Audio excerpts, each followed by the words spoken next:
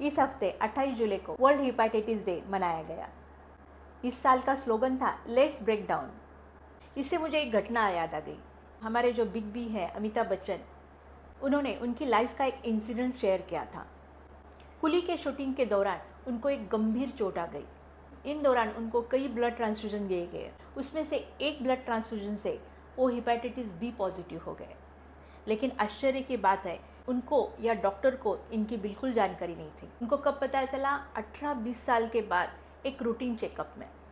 और तब तक उनका लीवर 75% डैमेज हो चुका था। ये बात उन्होंने हेपेटाइटिस अवेयरनेस प्रोग्राम के थ्रू सबको बताई। हाय फ्रेंड्स, मेरा नाम doctor Sandhya Gawane and welcome to my channel journey to healing with doctor संध्या।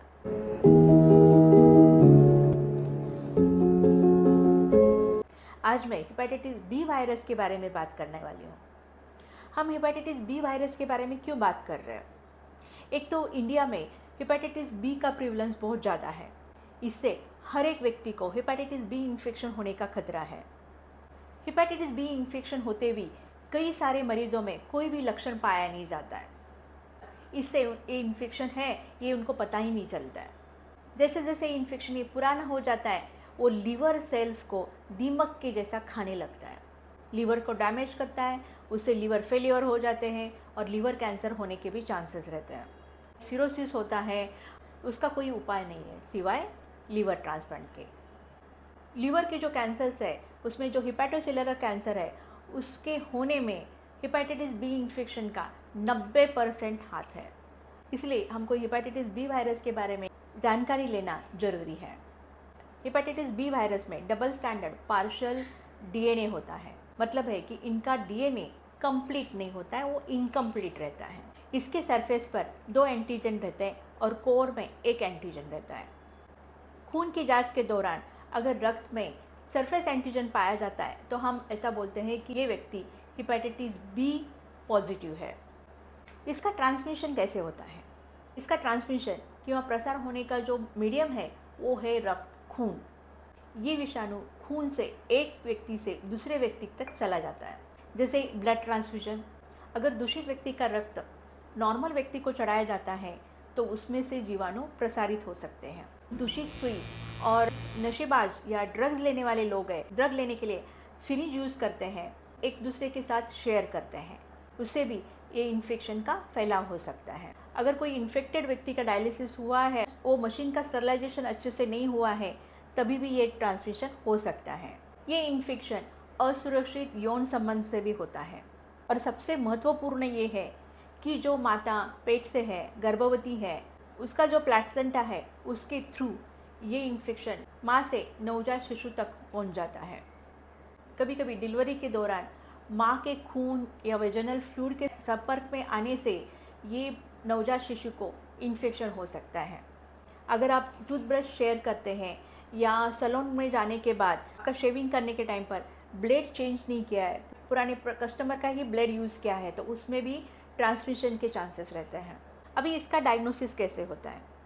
ये विषाणु उसके सरफेस में जो एंटीजन होता है उसको खून में से ढूंढ निकालते हैं, तब बोला जाता है कि ये हेपेटाइटिस बी वायरस, इसमें हेपेटाइटिस बी वायरस इन्फेक्शन है।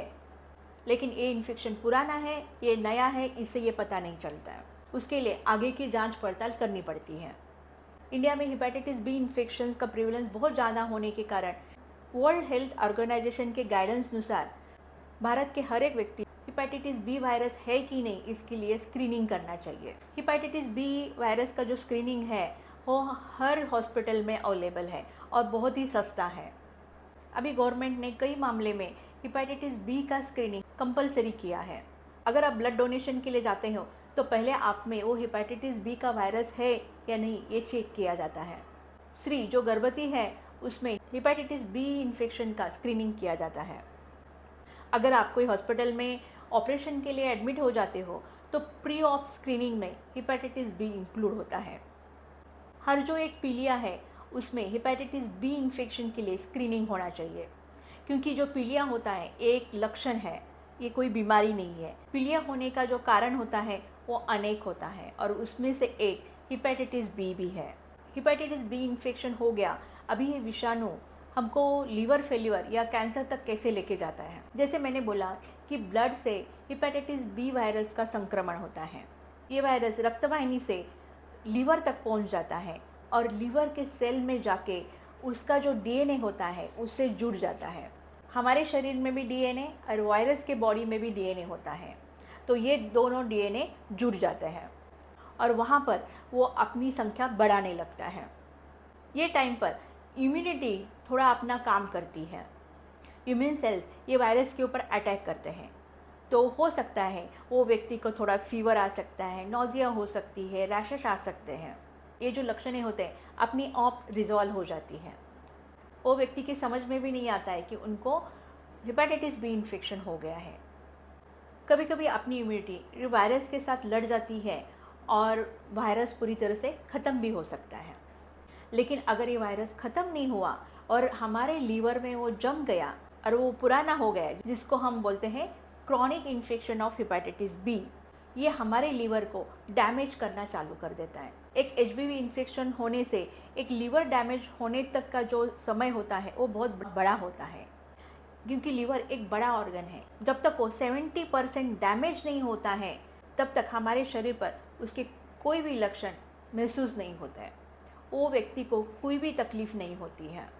जैसे जैसे डैमेज बढ़ने लगता है लीवर सेल्स फाइबर टिश्यू में परावर्तित होते हैं और कुछ समय बाद उसका सिरोसिस में परिवर्तन होता है। और इस समय में पेशेंट को जॉन्डिस होना, उनके पेट में पानी जमा होना, पैर पर सूजन आना, ये लक्षण निर्माण होते हैं। अभी इस समय हमारी इम्यूनिटी क्या कर रही है? इम्यून सेल्स भी ये वायरस से फाइट करते हैं, उसके लिए एंटीबॉडीज तैयार करते हैं। लेकिन वायरस बहुत ज़्यादा होते हैं और एंटीबॉडीज़ बहुत कम होती हैं। ये वायरस के एंटीजन और एंटीबॉडी जुड़ जाते हैं तो एक ऐसा मॉलिक्यूल तैयार करते हैं जो ये लीवर सेल्स के डीएनए को डैमेज करने लगते हैं। और उसका परिणाम क्या होता है? धीरे धीरे ये डैमेज जीन म्यूटेशन होते होते नॉर्मल लीवर सेल्स है उनका कैंसर सेल्स में रूपांतर होता है और उसको हम बोलते हैं हिपैटोसेल्युलर कार्सिनोमा। हिपैटोसेल्युलर कैंसर होने के जो भी कारण है उसमें सबसे बड़ा हाथ हेपेटाइटिस बी वायरस का है। अभी हम इसके ट्रीटमेंट के बारे में बात करते हैं। जब कोई व्यक्ति को पता चल जाता है कि उसको हेपेटाइटिस बी इन्फेक्शन हुआ है तो वो गैस्ट्रोएंटेरोलॉजिस्ट लीवर डॉक्टर के पास चला जाता है। जब उसकी पूरी जांच होती है तब डॉक्टर उसको एंटीवायरल ट्रीटमेंट देते हैं। ये जो एंटीवायरल ट्रीटमेंट जो होती है इस व्यक्ति के रक्त में जो सरफेस एंटीजन है, जो वायरस है, उसको नष्ट कर देती है। लीवर में जो वायरस है जो अधिक मात्रा में और वायरस तैयार कर रहा है उसको रोकने का काम ये एंटीवायरल ट्रीटमेंट करती है। इससे उस व्यक्ति के खून में जो वायरस आ रहे हैं उसको रोक लगती है, लेकिन जो उसके लीवर में जो वायरस बैठा हुआ है वो निकलता नहीं है, वो वैसे ही रहता है। इसलिए एंटीवायरल ट्रीटमेंट ये लाइफ लॉन्ग लेनी पड़ती है, क्योंकि जब भी आप एंटीवायरल ट्रीटमेंट बंद कर देते हैं लीवर में जो वायरस बैठा है वो वापस से मल्टीप्लाई होने लगता है, रिप्लिकेट करने लगता है और इससे वापस से लीवर का डैमेज चालू हो जाता है। हेपेटाइटिस बी इन्फेक्टेड व्यक्ति जो है उन्होंने डॉक्टर का कहा बराबर से मानना चाहिए, अपना फॉलोअप बराबर से लेना चाहिए। लीवर फंक्शन टेस्ट से, एब्डोमिनल सोनोग्राफी से अपना लीवर का कंडीशन जांच करते रहना चाहिए, क्योंकि उसमें कोई भी बदलाव आता है, कुछ भी चेंजेस आता है, तुरंत डॉक्टर इसके लिए आपको ट्रीटमेंट दे सकते हैं। अभी तो मुझे कोई लक्षण नहीं है, कोई तकलीफ नहीं है, तो मैं क्यों मेडिसिन खाऊं? ये जो सोच है, ये सोच से आपका नुकसान हो सकता है, आगे जाके आपको कैंसर भी हो जाए। अभी बात करते हैं वैक्सीन के बारे में। हेपेटाइटिस वायरस इतना खतरनाक है, डेंजरस है, लेकिन सबसे अच्छी बात है कि इसके लिए वैक्सीन उपलब्ध है। ये वैक्सीन बहुत सुरक्षित है और बहुत सस्ती भी है। हमारे इंडिया में ये फ्रीली अवेलेबल है। ये वैक्सीन का शेड्यूल 016 ऐसा है। आपका पहला डोज जो होता है उसको 0 बोला जाता है। एग्जैक्टली 1 महीने के बाद दूसरा डोज होता है और पहला डोज के बाद 6 महीने के बाद तीसरा डोज आ जाता है। और ये वैक्सीनेशन का जो शेड्यूल है वो बराबर से फॉलो करना चाहिए, तभी जाके आपके शरीर में अच्छे से एंटीबॉडीज़ आ जाती हैं और आप अच्छे से इसके अगेंस्ट इम्यूनाइज हो जाते हैं। जो व्यक्ति ऑलरेडी इन्फेक्टेड है, जिनमें ये वायरस पाया जाता है, उनकी कोई मदद नहीं करती है, तो ऐसे लोगों ने वैक्सीन नहीं लेना चाहिए। जब गर्भवती माता हेपेटाइटिस बी इन्फेक्शन से ग्रसित होती है तो उनका जो शिशु होता है जन्म लेने के बाद उसको पहले 12 घंटे के अंदर हेपेटाइटिस बी वैक्सीन दिया जाता है और साथ में हेपेटाइटिस बी इम्यून ग्लोबुलिन ये इंजेक्शन भी दिया जाता है। और इन दोनों की वजह से वो बच्चे में एंटीबॉडीज तैयार हो जाती है और वो हेपेटाइटिस बी वायरस के आगे इम्यून बनता है। ये वैक्सीन से कभी कभी पर्याप्त मात्रा में एंटीबॉडीज़ तैयार नहीं होती है, इसलिए अगर आप वैक्सीनेटेड भी हैं तो बीच बीच में आपका हेपेटाइटिस बी के लिए स्क्रीनिंग होना चाहिए। जैसे आप साल भर में एक आध बार हेल्थ चेकअप वगैरह करते हैं, उसमें ये इंक्लूड हो सकता है। WHO का जो यूनिवर्सल वैक्सीनेशन प्रोग्राम है उसके अंतर्गत भारत सरकार अभी हर नवजात शिशु को 12 घंटे के अंदर हेपेटाइटिस बी वैक्सीनेशन दे देता है और फिर अगला जो डोज होता है वो उनके जो रूटीन वैक्सीनेशन शेड्यूल होता है उसमें इंक्लूड हो जाता है। इंडिया के हर एक व्यक्ति ने हेपेटाइटिस बी वैक्सीन लेना चाहिए। हेपेटाइटिस बी वायरस के बारे में बहुत सारी गलतफहमी भी है। अगर कोई व्यक्ति हेपेटाइटिस बी ग्रसित है तो उनके साथ खाना नहीं खाना चाहिए, उनके कपड़े नहीं पहनना चाहिए, उनके साथ टॉयलेट शेयर नहीं करना चाहिए वगैरह वगैरह। जैसे मैंने बोला कि हेपेटाइटिस बी इन्फेक्शन ये ब्लड से ट्रांसमिट होता है। आप उनके कपड़े पहनते हो, उनके साथ खाना खाते हो, उनको आलिंगन देते हो या सिंपल सा किस देते हो, इससे ये वायरस का ट्रांसमिशन नहीं होता है। ऐसा माना जाता है कि जो लोग अल्कोहल लेते हैं उनमें ही लीवर खराब हो जाता है या डैमेज हो जाता है। नॉर्मल व्यक्ति का लीवर खराब नहीं होता है। लेकिन आपके जानकारी के लिए मैं बताना चाहती हूँ, जो ये वायरल इन्फेक्शन होते हैं जैसे hepatitis A, B, C, D, E, ये सारे इन्फेक्शन लीवर को डैमेज कर सकते हैं, तो इसके बारे में अवेयरनेस होना ज़रूरी है। समझो कोई व्यक्ति को हेपेटाइटिस बी इन्फेक्शन पॉजिटिव आ जाता है तो ये बात वो सबसे छुपाता है, वो डॉक्टर के पास जाके कंसल्ट करना भी नहीं चाहता है। ऐसा व्यक्ति ऐसे बाहर के कोई भी छोटे मोटे तरीके से ट्रीटमेंट करने की सोचता है।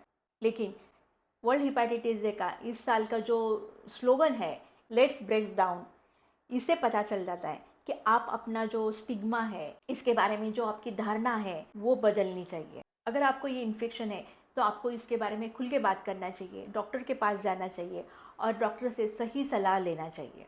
एंटीवायरल ट्रीटमेंट लेके आप एक स्वस्थ ज़िंदगी जी सकते हैं और लीवर डैमेज और लीवर कैंसर से बच सकते हैं।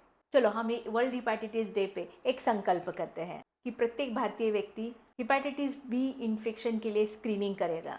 अगर कोई व्यक्ति ने हेपेटाइटिस बी वैक्सीन नहीं लिया है तो वो हेपेटाइटिस बी वैक्सीन लेगा, असुरक्षित यौन संबंध को ना बोलेगा और हेपेटाइटिस बी इन्फेक्शन के बारे में खुल के बात करेगा।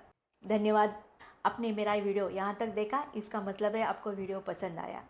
अगर मेरा वीडियो पसंद आया तो मेरे चैनल को सब्सक्राइब ज़रूर करना और बेल आइकन को क्लिक करना। उसकी वजह से मेरे नए नए इंफॉर्मेटिव वीडियो के बारे में आपको जानकारी मिलेगी। मैं डॉक्टर संध्या गवाने, मेडिकल प्रोफेशनल, कैंसर सर्वाइवर, आपसे विदा लेती हूँ।